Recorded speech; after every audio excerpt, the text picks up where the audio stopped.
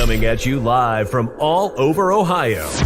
A Cleveland Browns podcast full of laughs, rants, fun, and stats. A place where all Browns fans' voices are welcome and heard. A show that aims to inform and entertain you. Ladies and gentlemen, welcome to the Barking Browns Show.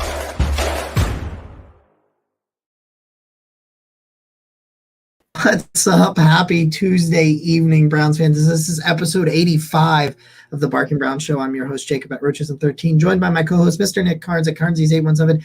Nick, how are we doing this evening? We were bound to get to the David Njoku episode eventually, and I'm happy to be here because he's coming back next week, or it looks like. I would assume so.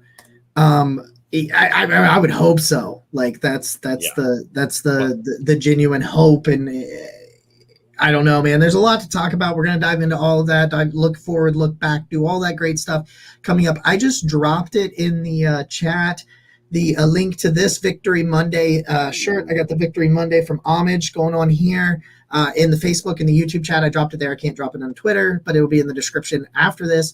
Stick around back end of this show. If you are on Twitter where we can't see the comments, migrate over to YouTube. Back into the show, there will be an opportunity to win one of these Browns Victory Monday shirts from our great friends over at Homage. Mitch is checking in, and MC is checking in. It's good to see you guys. Glad that you guys are here. Love you, Mitch Metz. And so we're going to start diving right on into this. 2 in a row. 2 in a row for the first time. So much easier to be here when they win. I mean, we'd be here anyway, but it's upbeat. It's fun. You know what? I know there's a lot to get into about this, but winning is winning is winning is winning is winning. Mm-hmm. And you know what? You've got 2 weeks in a row now where you're not having calls for Kevin Stefanski to be fired. There's no angry rants. There's no rampant negativity. Everything is better when you win. It doesn't matter how it looks. It just matters that you get a win because you play once a week. Every game matters. And I mean, we're seeing how much every game matters as the Browns are still flirting with these chances here. So just happy that they got this win, Jacob. Where do you want to start? Well, it's funny you say no calls for Kevin Stefanski to be fired. I've still seen him. I've still seen the rampant wild takes. Now, listen, Lamar Jackson is out 1 to 3 weeks, which means he is potentially out for the matchup with Baltimore next week, which is on Saturday. I just remembered that it's on the Saturday 4:30 game. 4:30. Ooh, that's going to be a weird game, man. It's just a weird time. Anytime you get something other than a Sunday 1 o'clock game, I get really weirded out by everything. Yeah. So, but you win on Sunday and you put yourself in the conversation to get to 500 against a potentially Lamar-less Ravens. Like you potentially have that setup. I think the ship has sailed though on winning the division because both of those teams have 8 wins now, and it's just they're 3 games up in the win column. And yeah, you get to play each of them, but only once. So, Jared Allen's just tearing it up for anybody that's not watching the Cavs. I don't think he's prime time back on national TV. And I don't think he's missed a shot. It's just give him all the. I think he's like 10 for 10 from the field. Just give him everything. He's got like 4 steals. I think he just stole it again. Andrew checks in saying he's seen some AB rants today. I have as well. We'll get into. We're gonna get into everything, man. We're gonna. If you haven't seen it, Eddie McDonald and I did do a video grading Watson's performance. It was about a 17-minute video on the YouTube. Also available as the Barking Brown Show on any of our audio platforms. So if you go under our show page on any of our audio platforms, you can find that too. So we'll start there. We'll start with the Watson. Sure. I'll give you the floor because I've had my chance to say this already, and I'll kind of do some of that anyway. It's the elephant in the room, right? It's been the elephant in the room. It will be the elephant in the room. So let's have the conversation about that. Then we'll move to the offense as a whole, some issues, some thoughts going forward. And we'll go to the defense and special teams.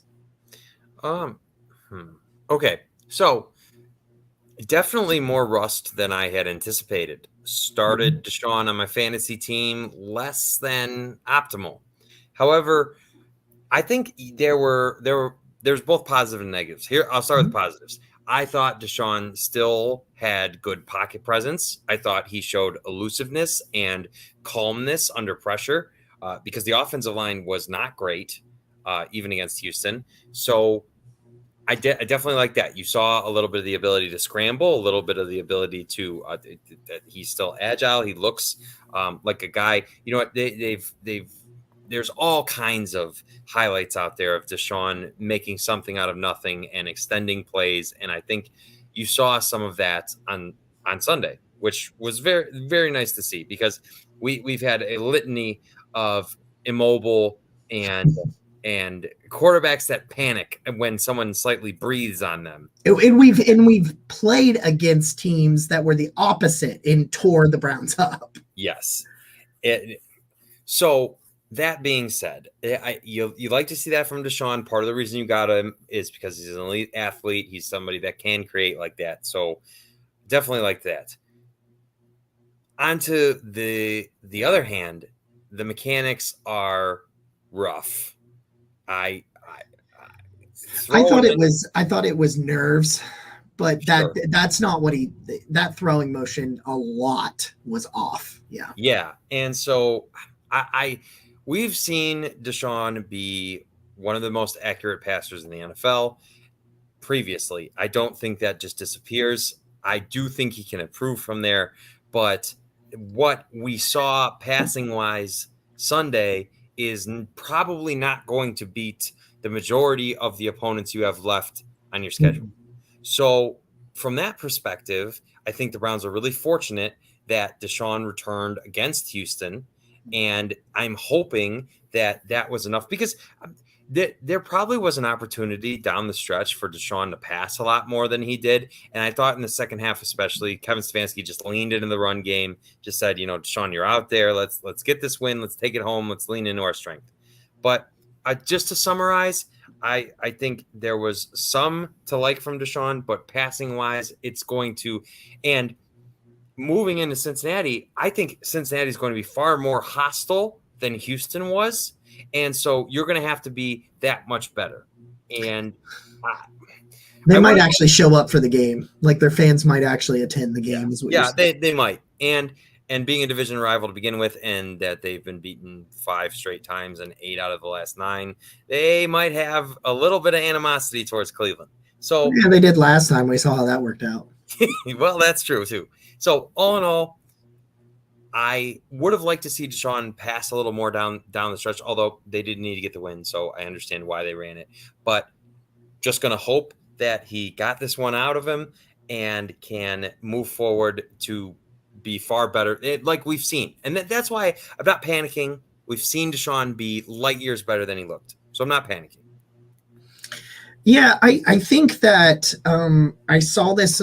Several people smarter than I pointed this out, and I think that it really summed it up best. It was game speed. The game speed he was not ready for it. Like, I think that was the biggest issue, was the game moved so fast around him. And you can see it. I mean, that one pass that initially was ruled like a fumble, scoop and score for the Texans, in which it was actually a forward pass. It ends up being called an incomplete pass, in which he goes forward and he never releases the ball until his hand is on the way down, and it just goes, essentially straight down into the ground. And I don't know if he was trying to pump fake it and he gave it too much and couldn't pull it back. I don't know if he meant to throw it. I don't necessarily know, and we will probably never actually know the 100% bona fide truth there. But that was a situation where it felt like he understood he needed to be speeding up his thought process, speeding up his delivery, speeding up everything, speeding up what he was doing, because he was not moving fast enough compared to everybody else around him. And I think in that situation, I think he froze up in a couple of situations. It resulted in balls going in the dirt. Go watch anything from him ever prior to that and show me how many throws go in the dirt. And that's why I think, from my, biased opinion, that, oh, look, Myles Garrett's at the game. So he's at the Cavs game. Look at that. There you go. He's a big, scary dude, ain't he? But anyway, he was just casually like benching. Did you see the squat video that he did today? Where he's just like, I did. Stupid. But anyway, yeah, I don't think what I saw there, it just doesn't match up what I saw on film. How fast will he get better? I don't know. You shouldn't be concerned right now. If it does not get better by the end of the season, you're allowed to be concerned and should be concerned. Should that happen? You know what? I wanna give you your flowers, as the kids say, and say, when we discussed Deshaun Watson prior to the season, and we were discussing, okay, would it be better for Deshaun to be suspended the whole year and his contract doesn't start until next year, or would it be better for him to play the final 6? He accrues this season. And I was looking at it from a cap perspective and say, well, I want to have all these savings. And you said that it would be way worse for Deshaun to spend all that time away from football and that much longer not getting the rust off. And he was way, way rustier than I had anticipated. And so you deserve all the credit. You called that, Jacob. I am infinitely more thankful that Deshaun is getting this experience now, headed into, because this isn't just about this year, right? We're looking into 2023, 2024. He's here for 4 more years beyond this, at least. So the best case scenario is that he plays now, gets this out, because like we said, Deshaun's been way better than this. And yes, you will have a problem if he doesn't get better. I do expect him to, though. So you were right, Jacob. I think I very much underestimated how much that time off affected him. It's just because there's things you can't simulate. You're not going to be able to simulate live game pressure. And me and Eddie talked about this on Sunday, moving the platform to throw off. You're not getting it when you're doing just 7-on-7 throwing sessions and nobody's there. And your teammates are not allowed to hit you in any real fashion as a quarterback in practice. So he's not getting hit. It's just that aspect of it. And it was, I agree. I thought it was rustier than I expected. I thought he would give you Jacoby numbers. Throw like 64% of his passes, 220 yards, a touchdown and a pick, or 2 touchdowns and a pick, and he'd rush for like 40 yards or something like that. That's where I thought he would be. He ends up being rustier than that. It ends up not mattering, which is a good sign, not necessarily for 2022, because I think they're going to make a play for the playoffs. We'll find out this Sunday for real if they're going to make a play for the playoffs or not. But even if it's not just for 2022, it is a good sign overall that the team has finally shown that they can play complementary football, which they hadn't done for most of the season. And Jacoby's pissed, by the way. Jacoby's like, hey, where the hell was this special teams and defense picking up me when I was balling my ass off for the last 11 games? That one to me was like, I saw someone made a comment like that. Like they were like, defense, special teams play great. Jacoby, what the hell? Like I was like, it's so funny.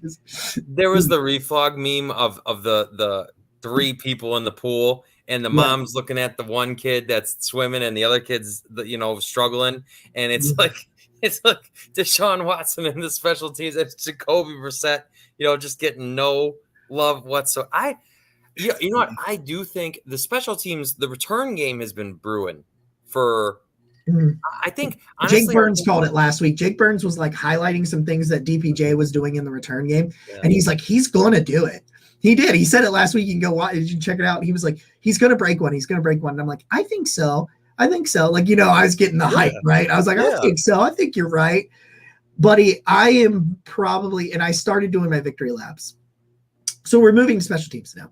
I started doing my victory laps on Donovan Peoples-Jones, because I stood here last summer on this podcast and on Twitter saying, like, this dude is going to be a beast. And I wasn't the only one. By no means was I the only one. Also, MC, he says that if Watson throws for 300 yards, I'll eat a chip. No, I will not. Fuck you. I ain't doing that no more. I ain't doing it. 2 cartons. I ain't doing it. I did the pepper, and I did 2 of those Apollo wings, and I still have nightmares thinking about that. Wow. I wanted to address that question because it was there. DG from 3. Anyway, I was like, I looked at this kid. I was like, he's just as physical. You should not be that fast. You shouldn't be that strong. You shouldn't be all these things that Donovan Peoples-Jones is. And I was like, man, and that's what I said this whole offseason when everybody told me they do not have enough wide receivers. I said, yeah, past like wide receiver 3, it does get a little, because like I think David Bell's okay like he's hurt now. I understand. Oh, he almost made that. But I understand all, you know what I mean? Like I understand all of that. And like people didn't really believe in Schwartz and things like that, but people didn't believe in Donovan, anybody that wasn't named Amari Cooper, like including David Njoku, like nobody. And I was like, I tried to say it last year. I think that Donovan Peoples-Jones was just in a crappy situation at Michigan where he wasn't developed and he never had a quarterback. So it's not even just that he wasn't developed. It was that even if he was developed, you know, we know who was playing quarterback. It wasn't JJ McCarthy, who seems to be coming on really well for Michigan right now, but it was I can't even Cade McNamara. No, I think he was last. I don't know. I couldn't even tell you who Michigan's quarterback when DPJ was there. Like that's what it was. Oh. I've started taking the victory laps on the DPJ train because he goes 3 for 3 again, 3 big catches. House is a punt return. Yeah, exactly. House is a punt return he had no business housing. Mm-hmm. I have a list for you. And here's the list. Stephon Diggs, CeeDee Lamb, Travis Kelce, Chris Olave, and Donovan Peoples-Jones. These are the 5 players who have logged a 7-game streak with 50 yards receiving or more this year. Just 5. 5 in the NFL. That's good company to be. Chris Olave playing hell of a good football. Good. Hey, and Garrett Wilson, too, by the way. Ohio State, man.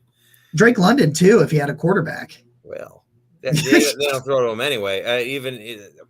That's true. Yeah, that's a whole different conversation. That wide receiver class, though, is all I'm getting is that wide receiver class that we touted. Jahan Dotson. Did you see that spin from Jahan Dotson on his touchdown?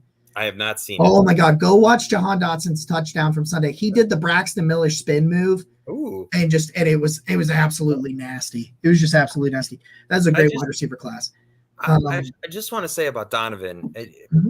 You know, we've been talking about this a lot, and if you go back to our other shows, especially on YouTube, where we're pushing for 1,000 subscribers, and would really appreciate your subscription as we continue to try to make this little network 216 the dream that we all want. And so 1,000 subscribers would really help. Just clicking that button. It's free. Hit that little thumbs up button there. It helps us out in the algorithms, which is a really big word for it makes more people see us. And we're doing another giveaway once we hit 1,000 subscribers. Yeah, we do a jersey giveaway at 1,000 subscribers. Unless your name's Roger, you can't win because he'll ask for a Michigan jersey, and I'm not doing it. Yeah. Anybody named Roger? So I just so if you go back and look at our episodes, we've been saying that Donovan Peoples-Jones deserves far more credit than he's been given. And he has really become, I mean, and I tweeted about this on Monday, Donovan's becoming the dynamic weapon that the Browns have desperately needed for a long time. And I asked this question on Twitter, and honestly, I didn't get an answer. I don't know who the last receiver the Browns drafted, developed, and extended was. I have no idea, because I think that's where this is going. I think Donovan, I know it was for a long time that they didn't extend anybody, and Myles Garrett was like the first one they had extended. That was like their draft pick. Yeah, Jarvis he's had a rough go of it down there. Yeah, and Nolans. But yeah, that's what I'm saying is that Donovan is really setting a trend, breaking through a such a list of Browns wide receiver draft picks that have not worked here. And it's so nice to see. And you know what? We mentioned special teams. I'd like to correct. Jerome Ford's also come along in the return game. And so now you all of a sudden, since the Miami game, he had a really nice return and has had a couple since. I think all of a sudden, I don't know. I don't know why it's taken this long for special teams to come alive. To do anything? Yeah, anything. And because we're not talking. So this was only the second punt return touchdown in the NFL this year, right? It's not that common.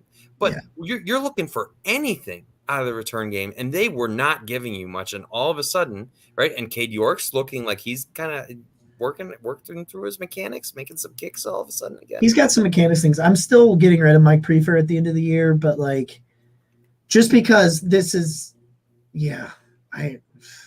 just because. But that's why. It's just nice. It's nice to see the special teams come on, and I know we're gonna head into the defense here.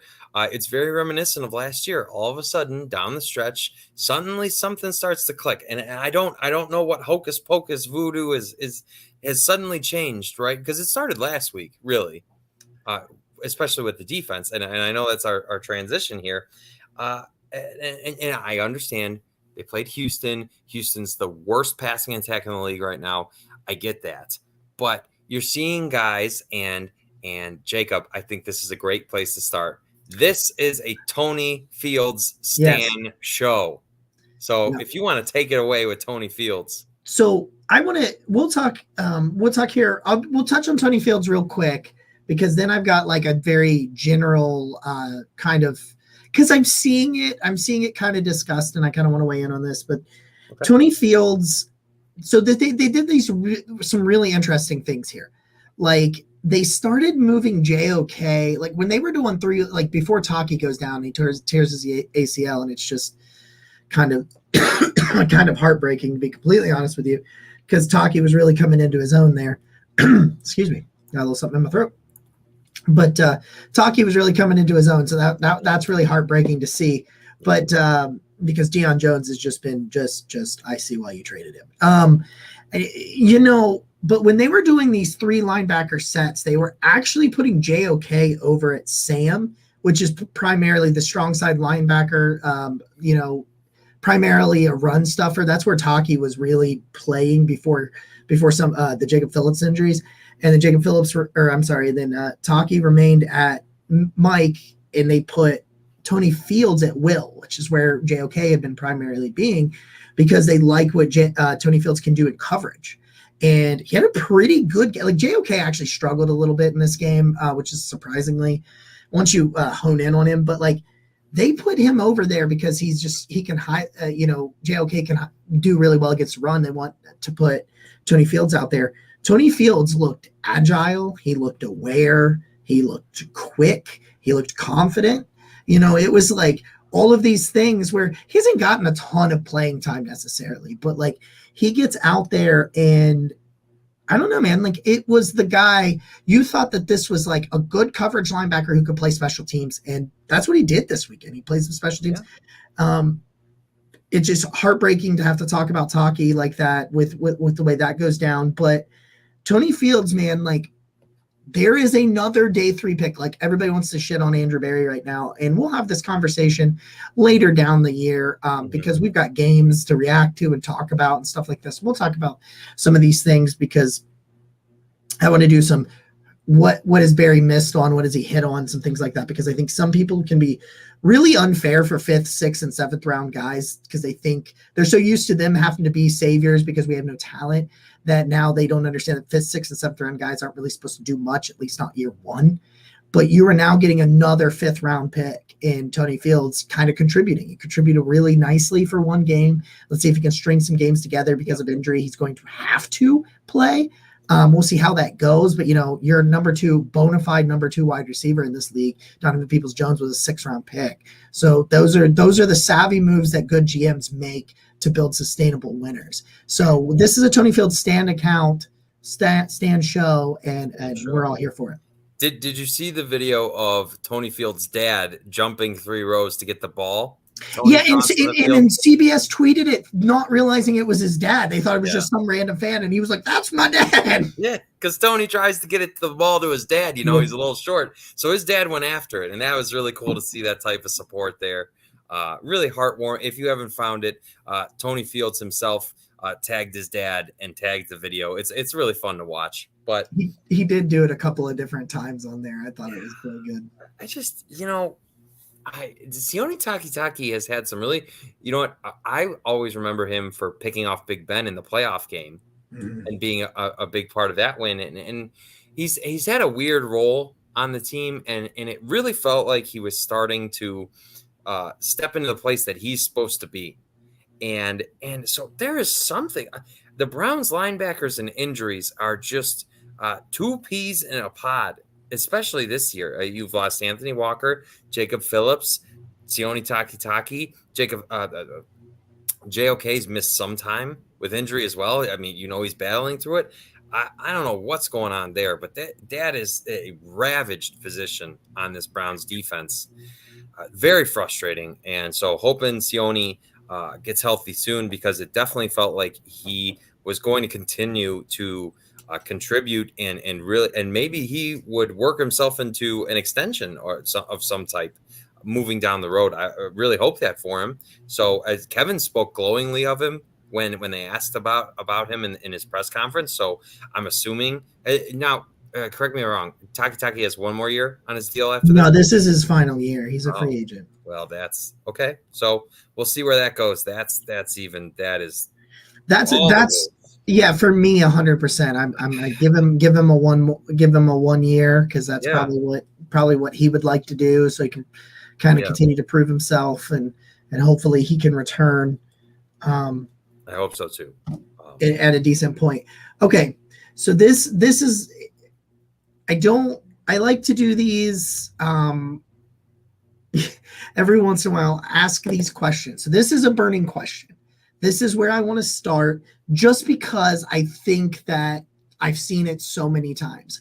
I will give my answer, but I ask you this question first. Can Joe Woods save himself? We've asked this before on this show. We've had that conversation. I've said things like, they got to have this crazy run. Well, they were instrumental in the last 2 wins, and now they've got an opportunity to go against a high-powered offense in Cincinnati that's rolling right now. They got Baltimore. They got New Orleans, which really isn't doing much. Washington and Pittsburgh's not doing much offensively. So potentially they could go on another run like they did last year, where they didn't play many good quarterbacks down the stretch, and Joe Woods looked great. Is there a way? Is he starting to save himself again? I think it would take the Browns using that slimmest of chances and making the playoffs to keep Joe Woods employed in Cleveland.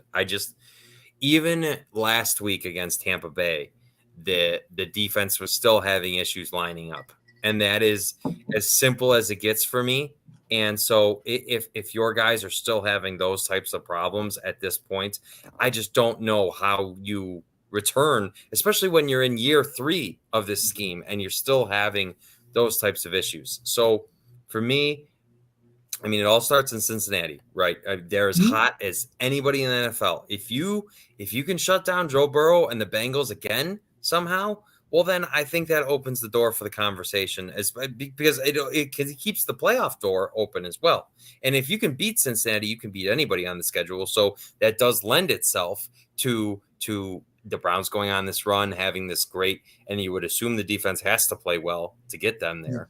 So play well, at least decent. Yeah. And so for me, I think they have to be a playoff team. The defense has to be playing as they were down the stretch last year for Joe Woods to have that chance. That's just me.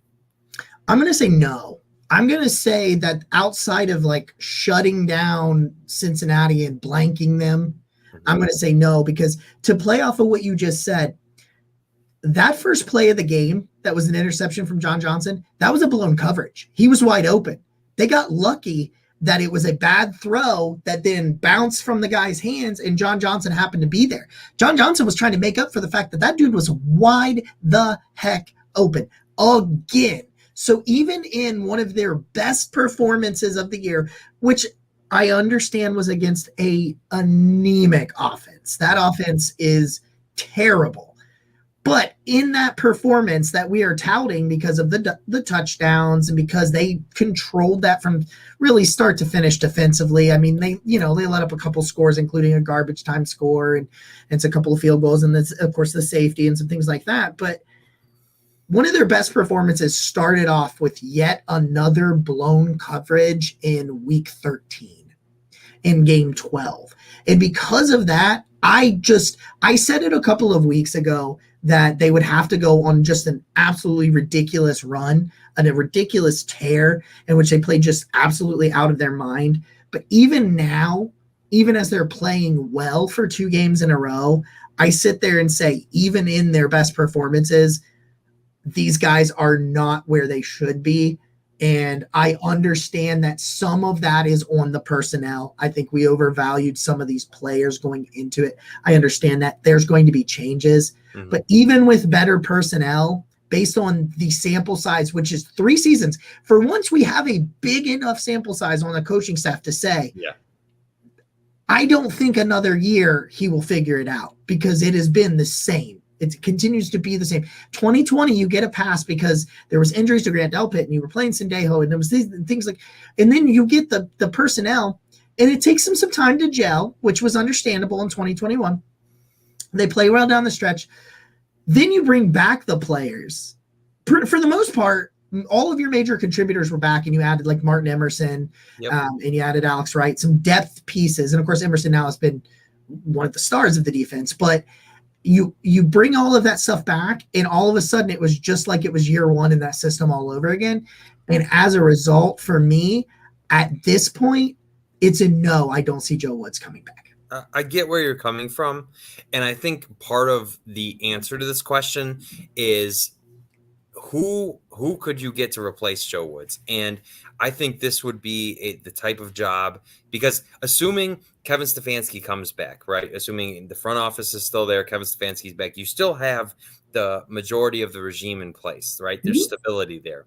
So I think this would be an intriguing job. You've got, I still, despite the fact that, yes, I agree with you, we've overrated some of the players on defense. There are a lot of pieces to work with. You mentioned Emerson. I mean, obviously Myles Garrett's there. I'm sure there are some good candidates that would covet this job. Yeah, there's pieces there. I think it's highlighted by Myles, Greg Newsome, Emerson, and Denzel Ward has been up and down. I'm not sure what to do there, but there's Grant definitely Delpit's kind of coming into his own. Yes, Grant Delpit. Don't want to disrespect. JOK is obvious. I know he struggled in this last game, but he's definitely shown you. So it's not like this is a defense devoid of talent or a team. And you're moving forward next year. You're obviously going to have high expectations. So I think it's a job that would be attractive to high profile defensive candidates, and that's another piece to this puzzle. So even though I said I do think there's a small chance that Joe Woods could come back, small as in, the Browns are still fighting for that playoff spot. It makes so much more sense to say, okay, obviously we're 3 years in, this is not working. Let's get somebody with a little more pedigree, a little more history of success, a new voice. The Browns, I do think they need a different voice in that defensive side, on that defensive side of the ball. And I think it was kind of, at a certain point, became pretty obvious they didn't want to make an in-season change.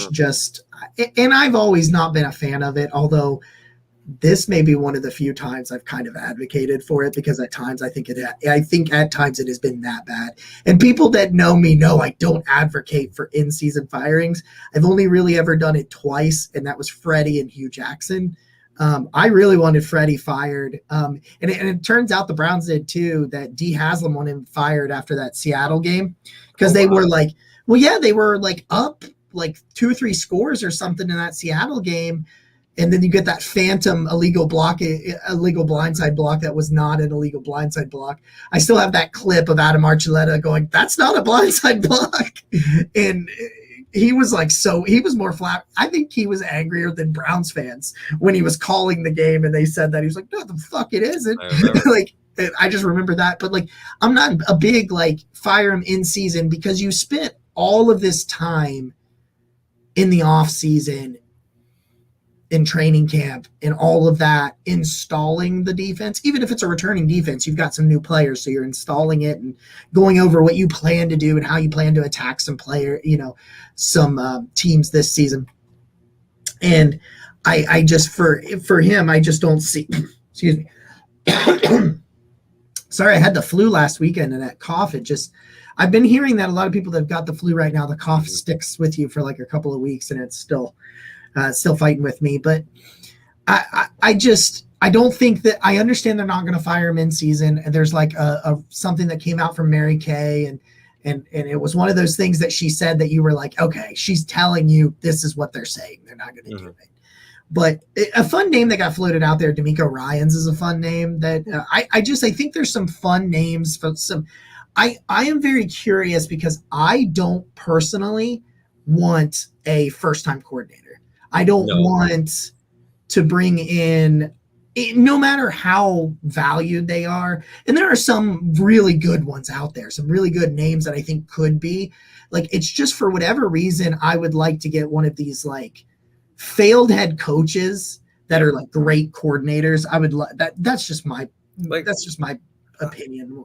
I just think of like what Dan Quinn did with the Dallas defense. Their defense is nasty, man. There's a lot of examples of guys who did not work out as did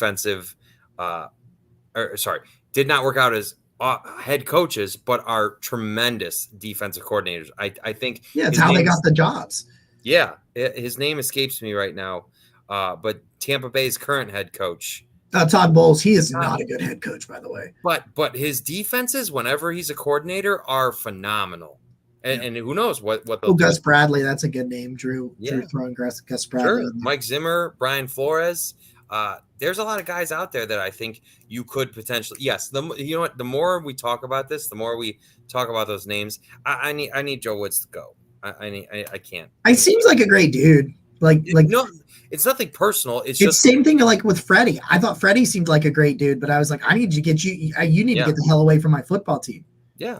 And you're right. You're right. If you're blowing coverages, if you still don't know where to line up, and I would say that there were some wide receivers open, especially last year. Tom Brady just wasn't hitting those throws, and I mean, and neither was Kyle Allen. There were still some opportunities. There were several incompletions these last 2 weeks that were 100% on the quarterback. You're going to learn a lot this week because the Bengals are as hot as the sun right now. They just beat the Chiefs in pretty epic fashion.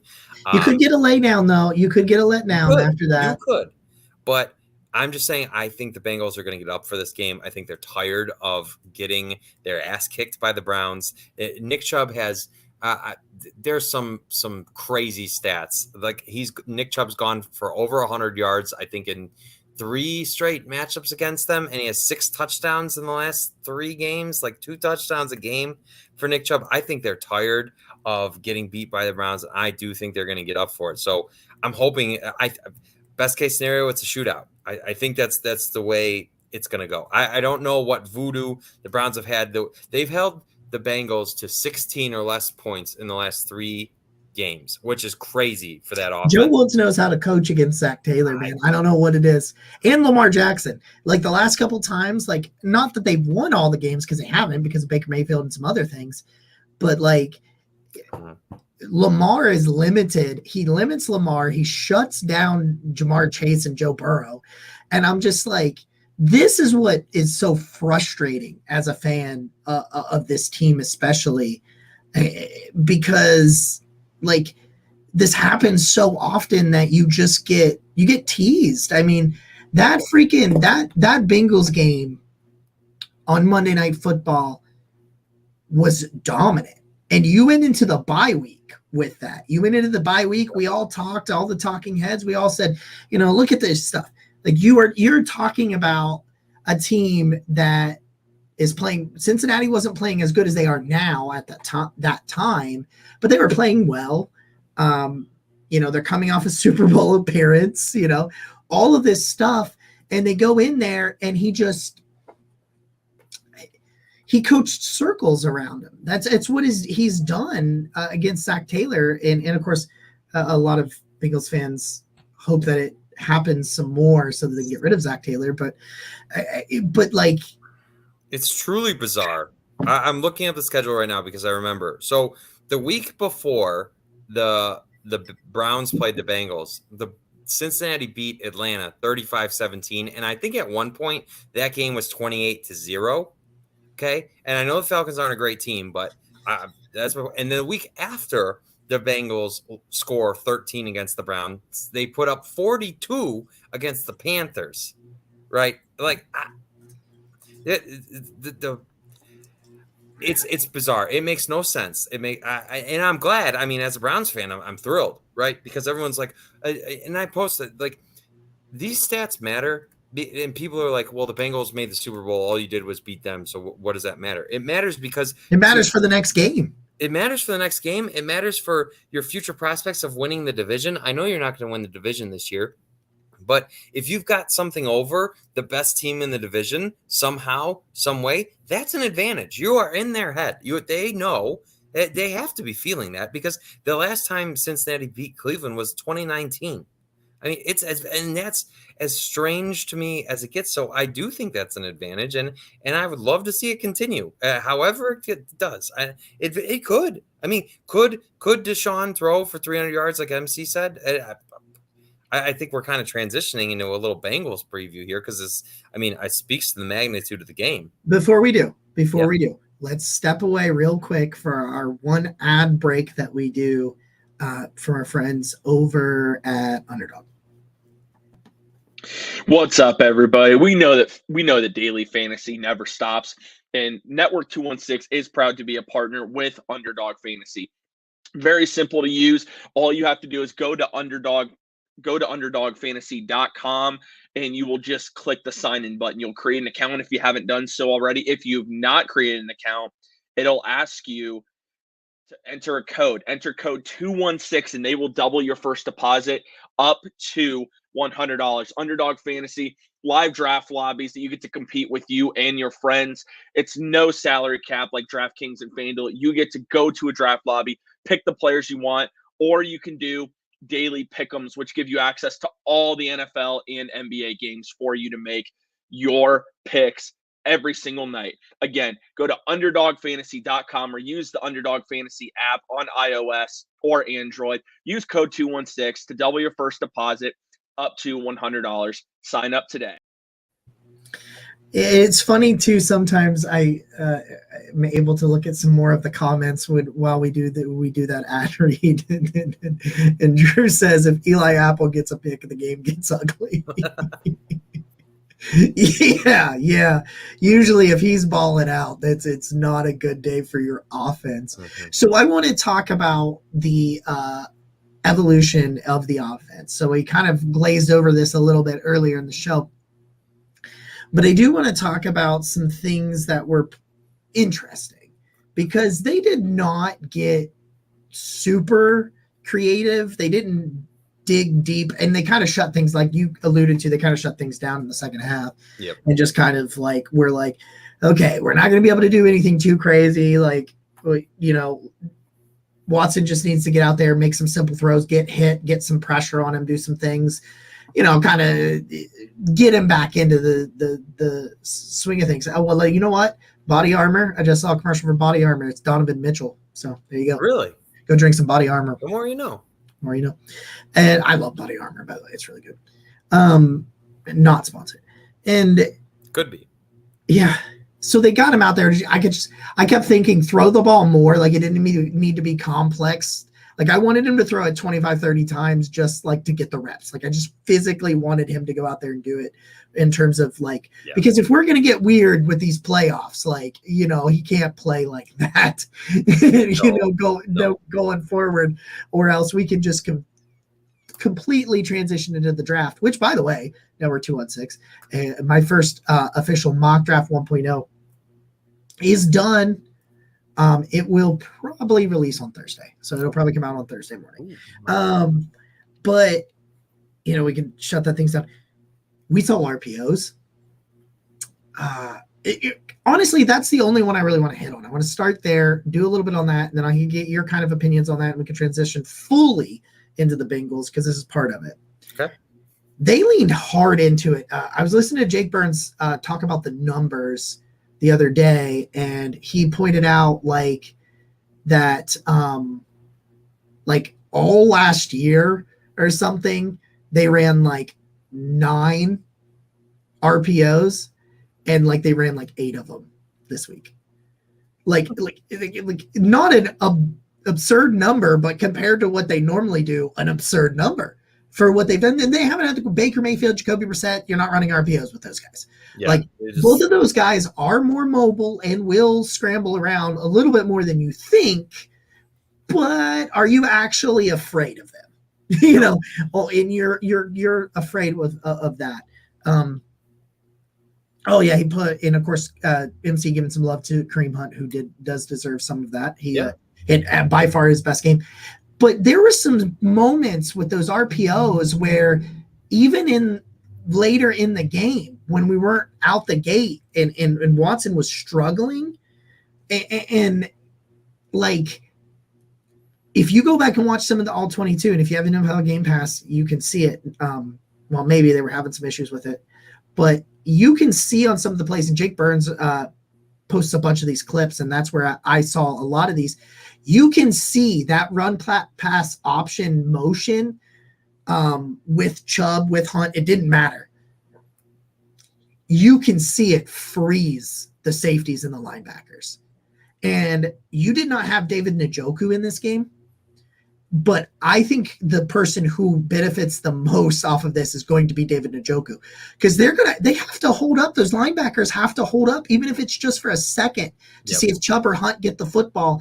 And if David Njoku gets a step on him and Watson stops throwing it in the damn dirt, like, you could see the defense legitimately concerned, legitimately like, what do we do? Do I follow Amari Cooper? Do I follow Nick Chubb? Do I follow Deshaun Watson?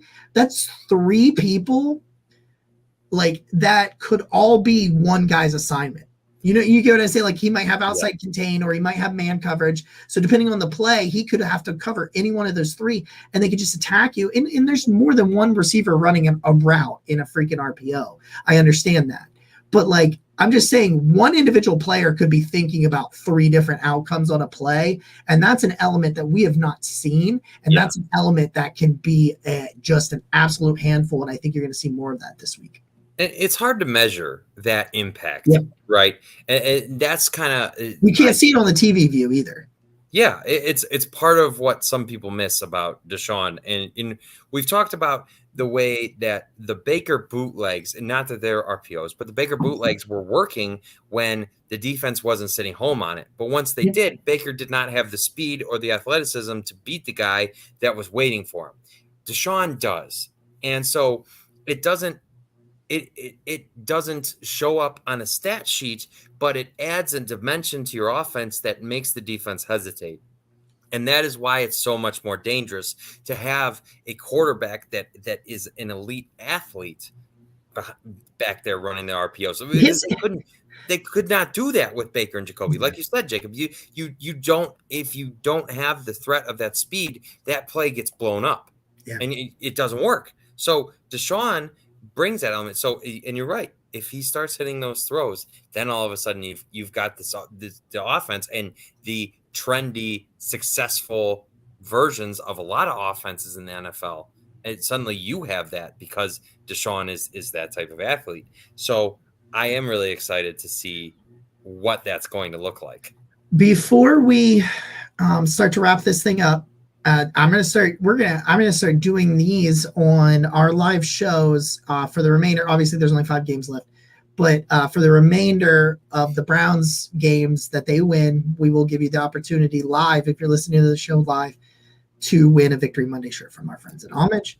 So I am going to have a Browns trivia question. I'm going to ask it now. About 5 or 6 minutes from now, we will answer it. And if you are listening live on Twitter and you want, we can't see those comments. So if you want to go over to YouTube or Facebook so that you can participate in this and let us know your answer. And if you're listening to this watching the replay or the audio, if the Browns win again, come see us live on Tuesday and we'll have the opportunity to win this. So my question is, it has been a long time since the Cleveland Browns had a punt return for a touchdown. So my trivia question, to the first one that can answer it correctly, when was the last punt return for a touchdown, and who was it that did it? You got about 5 minutes. Please do not Google it. But if you've got about 5 minutes to answer the question, once I start seeing some answers come in, we will let you know who the winner is, and then we'll get in contact with you. Ooh, I like that, Jacob. That's a great element from you, because that's a great shirt you're wearing. Yeah, man. It's got the Brownie the Elf. They also come in hoodies. They have hoodies of this now. Oh, really? Yeah. They They got hoodies. And if you've never used an homage hoodie, if you've never felt one, you're in for a treat. Donovan Mitchell is just so good at basketball. He is so good at basketball. And I just want to say, as we look forward to Cincinnati here, that's the point I want to emphasize, is that if the Browns can beat Cincinnati, they can beat any team of the 5 remaining that they play. The 4 after that, absolutely, especially if Lamar doesn't play. Yes, and I think they could beat Baltimore. I think Cincinnati's the best team on the schedule remaining, and so that's why this is such a big game. I think this game determines what you're truly playing for. Are you playing for next year, and you are just trying to do everything you can to prepare for that, or are you going to beat the Bengals and then still be in contention and still have this season to fight for? And it's a true crossroads, right? Where, and I was thinking about this today, that if the Browns had just won either the Atlanta game or the New York Jets game, you're 500 and you're sitting, and the season looks a lot different. It doesn't. So your back's up against the wall. It has been for a while now. And I think this is the greatest test. So you're going to Cincinnati. Those fans are revved up, engaged. You just had a huge win. They're going to let the Browns and probably Deshaun hear it. It's going to be a hostile environment. This is a true test. And if the Browns win this game, I'll be dancing on the show next week. I'll be dancing, Jacob. We'll be dancing. That's all. So I can't wait. You know what? It's really nice to have a game of this type of significance this late in the year. I could get used to it. I can't wait to see it. What do you think? Well, we did have a winner as I put the thing up here. Oh, we got a winner. It was 2015. I knew the year. Who was it? I don't know. You really didn't know? I don't know. It was the Jackrabbit, Travis Benjamin. Wow. Okay. 2015, 78-yard punt return against Tennessee. Congratulations, Andrew.